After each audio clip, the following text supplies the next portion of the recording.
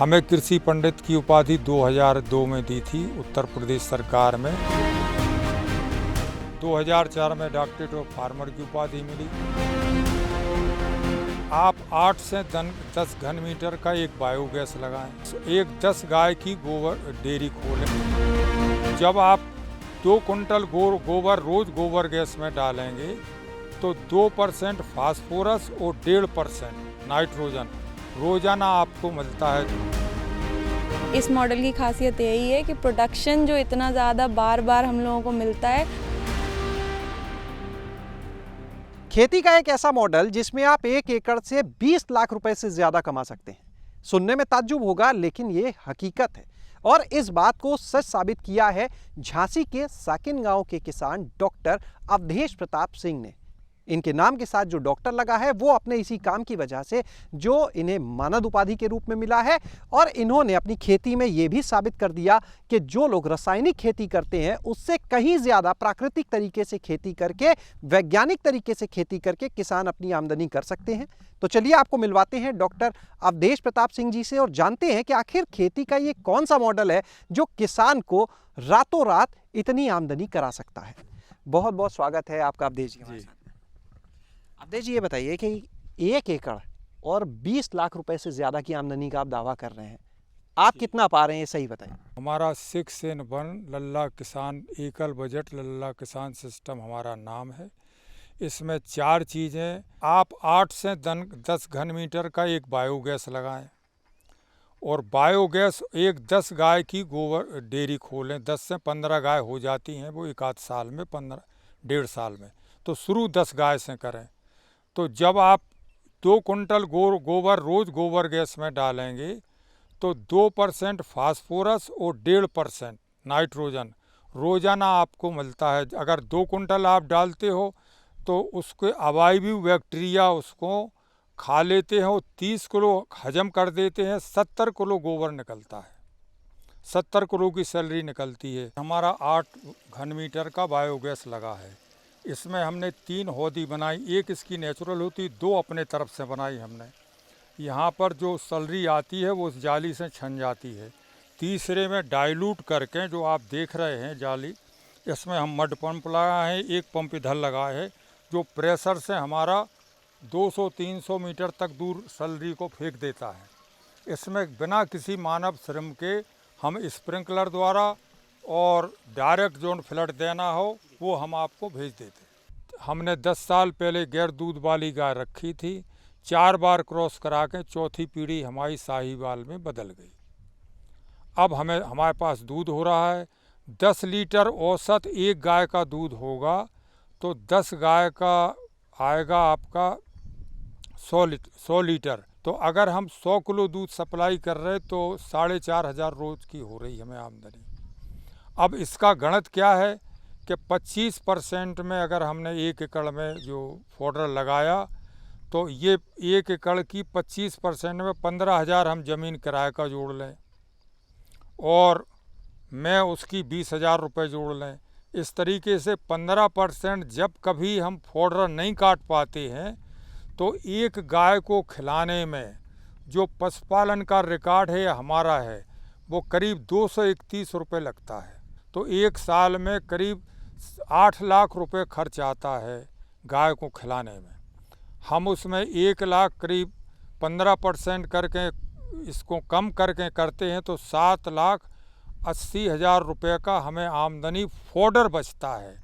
ये मुख्य आमदनी है, जादू कुछ नहीं है। ये सर हम नेपियर बोए हैं जो गन्ना से क्रॉस है। इसकी पैदावार 4 बाई 4 फुट में, अभी हम कटिंग करके दिखाते हैं, 4 बाई 4 फुट में 1 कुंटल आती है। आपको तौल के दिखाएंगे। बस यही चीज़ है जो हमें आमदनी 60 दिन में दुगनी कर रही है। पहले बार जब हम गोबर गैस लगाते हैं उसी के साथ हम ये फोडर बो देते हैं। पहली बार गोबर गैस की सैलरी 40 दिन में निकलती है, बाद में फिर 18 से 28 दिन में निकलती है। 40 दिन बाद पहली कटिंग हो जाती है इसकी। इसमें आधे एकड़ में 10 जानवर पूरे साल खा लेंगे पहली साल, अगली साल 15 से 20 जानवर खा लेंगे। इस फोडर में 14-15% प्रोटीन है। कोई भी किसान जो चाहे हम गारंटी दे रहे, वो एग्रीमेंट कर ले हमसे।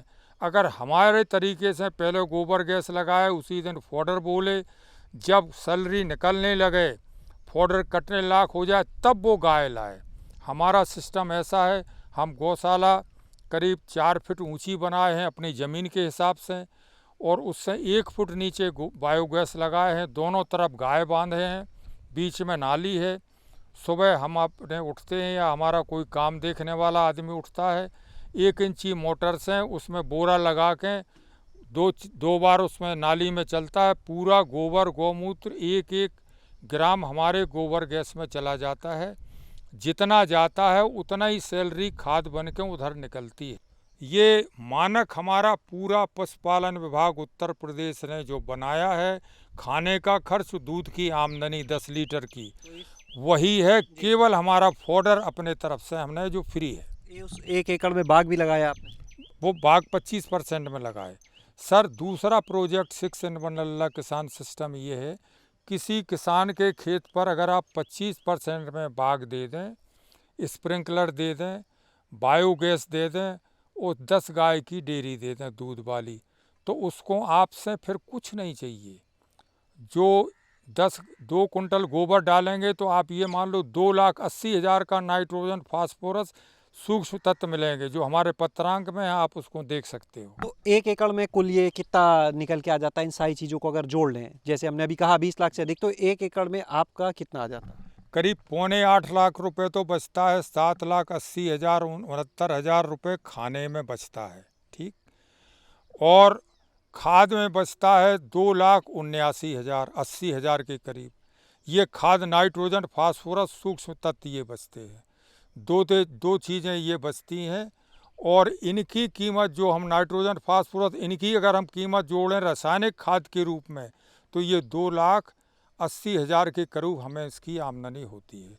दूध से करीब 10 लीटर औसत गाय दे रही, तो 1 साल में अगर हमें 4,500 रुपये रोज़ मिल रहा है, तो हमें करीब 12 लाख 12.5 लाख रुपए दूध से आमदनी होती है। 7 लाख रुपए, 7.5 लाख रुपए हमें फॉडर नहीं खिलाने से जो बचता है। बकाया हमें जो आमदनी होती है वो रासायनिक खाद नहीं देना पड़ती, उस रूप में हमें खाद, ये फॉडर मिलती है, जो हम बकाया सैलरी अपनी और फसल में डालते हैं। ये तो हमने केवल 1 एकड़ में 10 गाय की डेयरी खोलो आप, तो 20 से 25 लाख रुपए की आमदनी होगी। 25 लाख तक ही आ जाता है? हाँ, क्यों, उसको खिलाना नहीं पड़ता। अच्छा, आपके बाग में हम देख रहे थे आम भी लगे हैं, मौसम्मी आम। हमारी ब्लैक कॉटन सॉइल है सब। हमें कृषि पंडित की उपाधि 2002 में दी थी उत्तर प्रदेश सरकार में। ब्लैक कॉटन सॉइल में कैसे हमने असंभव पैदावार दलहन की थी, इस पर 2004 में डॉक्टरेट ऑफ फार्मर की उपाधि मिली। असंभव पैदावार टेबल पी की हमारी, जो हम NSC से सीड लिए थे, उसकी क्रॉप कटिंग हुई थी। सर, अगर आपको किसी भी किसान को पैदावार लेना है, तो जो आदमी के लिए ज़रूरी है सबसे पहले हवा, तो पौधे के लिए भी सबसे पहले हवा ज़रूरी है। वो है जड़ में। हम लोग सांस ऊपर से लेते हैं, सांस वो पत्तों से नहीं, सबसे ज़्यादा जड़ से लेते हैं। हवा, पानी और जो फर्टिलाइज़र ह्यूमस के रूप में जो लेते हैं, वो बीच में कण के रूप में वो आता है। वो अगर उतना ही हवा जा रही है तो वो ले लेंगे। बहुत चीज़ें असंभव सी संभव हैं अगर उतनी मात्रा में आप खुराक दे रहे, उसका सिस्टम खेत पे बना है। तो अगर सिस्टम नहीं है तो फिर आप कुछ नहीं कर सकते। तो आपने यहाँ पर अवधेश प्रताप जी को सुना। अब हम आपको मिलाते हैं कुछ और लोगों से, कुछ युवाओं से। अन्य राज्यों तक से शोधार्थी यहाँ पर आते हैं। ऐसी ही एक शोधार्थी इस समय मौजूद है, जो यहाँ पर आई हुई हैं इस समय इनके फार्म पे। क्या नाम है आपका? खुशबू खान। खुशबू, कहाँ से आप आए हैं? झांसी से जी। कहाँ से PhD चल रही है? PhD Jiwaji university Gwalior MP से चल रही है सर। यहाँ पर क्यों आए हैं आज?